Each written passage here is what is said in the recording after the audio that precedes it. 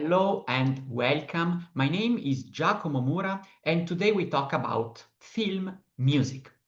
Not only the style of even nowadays film music has its roots basically in the late romantic tradition, so in the music before the invention of the camera in the second half of the 19th century. Today we really want to talk about composers belonging to the great field of classical music, of course, of modern music, the 20th century tradition, that also composed music for movies. I'm talking about Sergey Prokofiev. He was hired by the Soviet government to write the score for a satirical, politically charged movie produced by the regime. It was basically a movie that mocked the previous Tsarist, arbitrarily abusive Tsarist regime, the Soviets, of course, overthrown.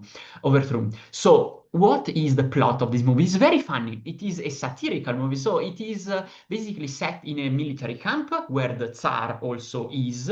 There is a sudden kind of burst of noise at night that is because of some love affairs that secretly are happening in the camp between soldiers and some prostitutes, some ladies, and this noise wakes up the Tsar, and he is so enraged that wants to punish the responsible soldier for this noise. Point is that nobody knows who this is, and in order to avoid that the Tsar basically punishes people left and right in order to let go his rage, the officers exploit an error of basically writing error in the register of the regiment, listing a non-existing soldier, this Lieutenant Kijè. And they have the brilliant idea, this is the perfect scapegoat for this sudden nighttime noise. So they blame everything on this imaginary soldier, Kijè. But the Tsar believes that is not in this movie so bright, believes this story so much that these imaginary soldiers start having actually a sort of non-existing life. He will have a story that involves him getting married, he involves his getting sent to Siberia, that involves him being then kind of rewarded for imaginary deeds he had, and then also he gets killed off when the Tsar decides that it is time to meet him. The officers, of course, don't know what to do because he does not exist, and therefore tell to the Tsar that he is dead. And there is a great state funeral. It is a very light-hearted, funny story. The movie is nowadays pretty much unwatchable. It is very old and very hard to find, but the plot is very funny, and the music by Prokofiev is great, and it remains, of course.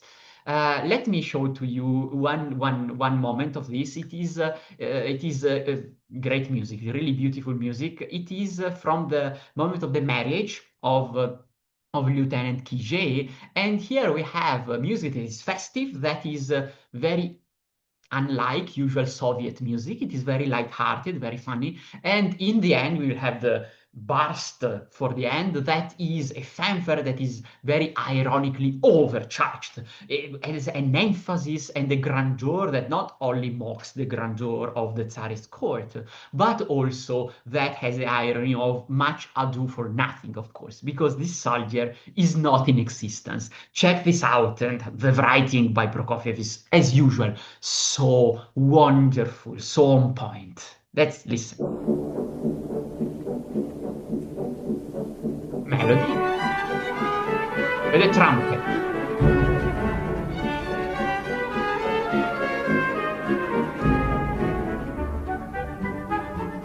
It is the joy of real marriage, festive music, that is a little bit, once again, smirking, you know. Winky. We know it's all fake.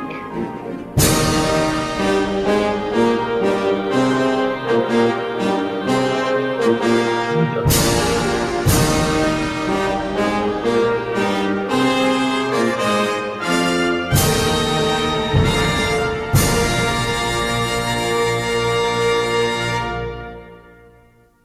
This was just a fragment, of course, so funny and so well written. This is music for Lieutenant Kijè. Prokofiev made an entire suite, a collection of the best pieces. Please go and listen to that. It's crazy music, so good and so light, and so pleasant, but memorable.